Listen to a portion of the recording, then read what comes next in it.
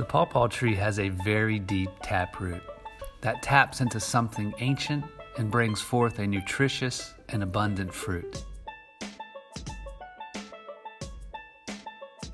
Pawpaws are so loved that festivals are popping up to celebrate them.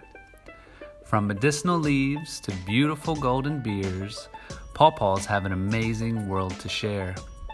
I'd like you to join me on this pawpaw adventure to explore this woodland cousin of the tropical custard apple by helping publish a mini manual for growing and using pawpaws from seed to table.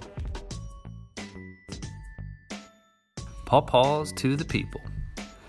Along with pawpaw greats like Neil Peterson, the world's premier breeder, and adventurous chefs, I am throwing in my experience and excitement as an edible landscape designer and pawpaw festival creator.